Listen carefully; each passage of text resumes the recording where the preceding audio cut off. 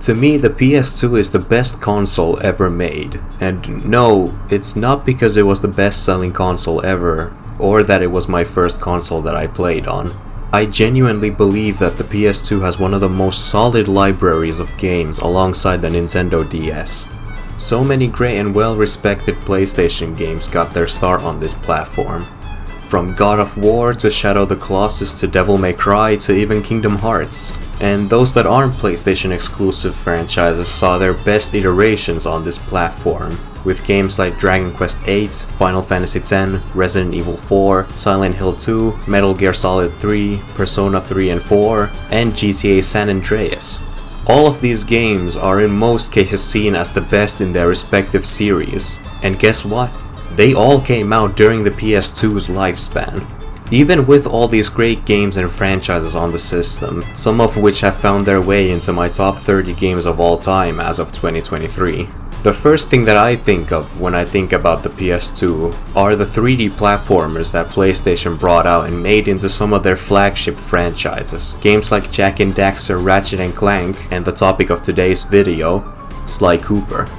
To me, Sly was always my favorite of the big three PS2 platformers. The combination of the colorful Disney-like character design, the great mix of platforming and sneaking around, and surprisingly dark at times storytelling of the series, made this easily one of my favorite video game franchises of all time. But does the series actually hold up as well as I remember, or am I just blinded by rose-tinted nostalgia glasses? Well, to figure that out, I decided to grab my copy of Sly Cooper and the Thievius Raccoonus, also known as Sly Raccoon here in Europe, all to answer one simple question. Does this game really hold up as well as I remember? My story with Sly Raccoon is a pretty interesting one. My first game in the Sly Cooper series was the fourth one, and after playing that, I moved on to the second game. Yeah, the second. I know that the order I play games in was really weird back then. Anyway, after playing and loving the second game, I got the first game to test it out, and I finished the game in one day. It's pretty funny. I bought the game, played it, had trouble, had angry moments, beat the game, and then never played it again after that. I didn't even remember much of it other than the bosses before revisiting the game. So my latest playthrough was pretty much me going in blind all over again. And I decided to go for the true ending and complete the game. And once I was done, I found myself wanting to talk about the game. So yeah, that's enough setup for the review. Let's just talk about the game. I'll do the people who don't want to get spoiled for the story a solid and talk about the gameplay first. Sly Raccoon is a pretty basic life-based 3D platformer. You've got jumps, money to collect, other collectibles, an item that lets you take hits without dying, and an item to collect at the end of the level before moving on to the next. But it's the way these elements blend together that make this system good. From the start, Sly has the basic set of movement options. He can jump, double jump, climb ropes, swing from hooks with his cane, and swing his cane around to break things and attack enemies. Pretty basic stuff, but as the game goes on, Sly learns new moves from his ancestors, making not only the platforming more fun, but also allowing the player to learn alongside Sly. As Sly learns a new move, the player learns to use it and starts learning the ins and outs of the movement, just as Sly would learn them himself. It's a simple way to link the characters and players' progress, but yet it works better than most games in my opinion. As you move through the levels, you'll notice these bottles all over the place. This is your main collectible, clue bottles. Every level has a set number of clue bottles to collect, and once you collect all of them in a certain level, you're able to open a vault in the level and get a page of the Fingus Rackamagookus, from which Sly will then learn something new. So you get to choose how much you want to add to the gameplay, and if you feel like the upgrades are making the game too easy, you're completely free to not get them. Though there is one issue with this system.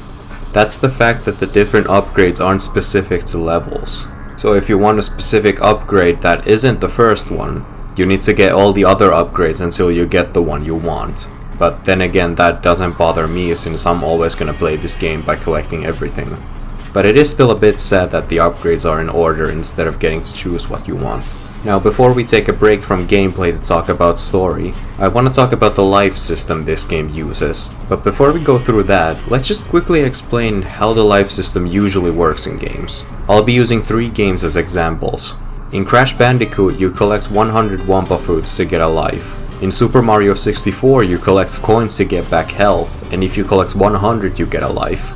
And in Mega Man 2 you just collect lives as is, and you have no other ways of getting them. Sly Raccoon takes all these concepts and puts them together to create the gold standard of life systems. In Sly Raccoon you can collect these items called Lucky Charms that let you get hit once before dying. So if you collect 100 coins, you get a Lucky Charm. Collect 100 coins after that, you get a Gold Lucky Charm. And if you collect 100 coins while you have a Gold Lucky Charm, you finally get an extra life. But you can also gain lives by collecting them in the levels and hub worlds. So Sly Raccoon brings together Crash's 100 to gain a life, Mario 64's collect currency to gain health, and Mega Man 2's just plain life collecting mechanics.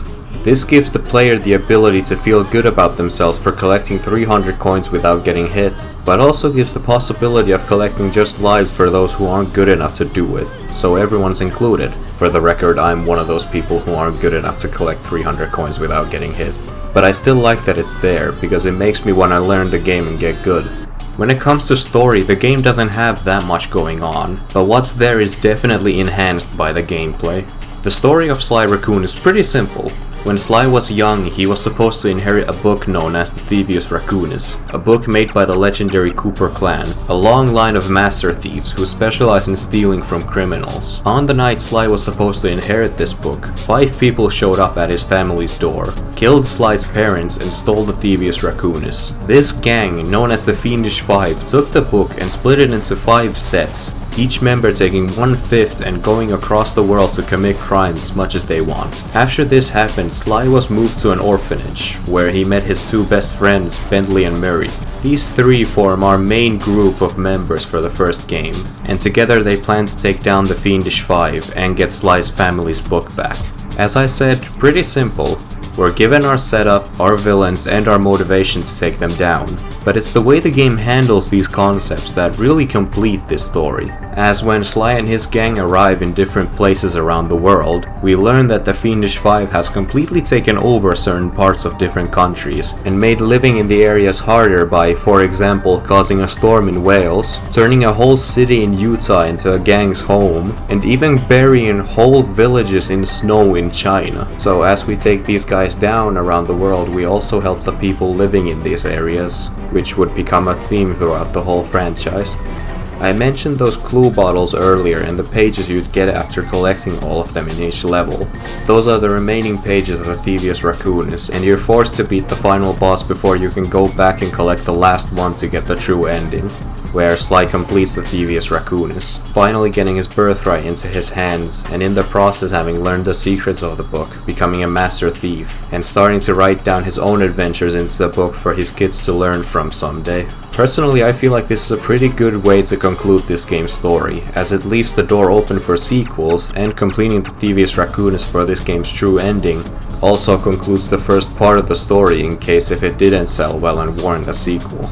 And the later games in the original trilogy even move away from the Thievius Raccoonus, and by doing that they don't hinder this ending, as only the Fiendish Five were interested in the book and Sly's simply just filling his own adventures into the book now. Overall, I ended up being really happy with my recent playthrough of Sly Raccoon, and am very excited to dive into the second game in the series really soon. So to answer my question that began my revisit of the Sly Cooper series, did the first game hold up? Yes. Yes it did.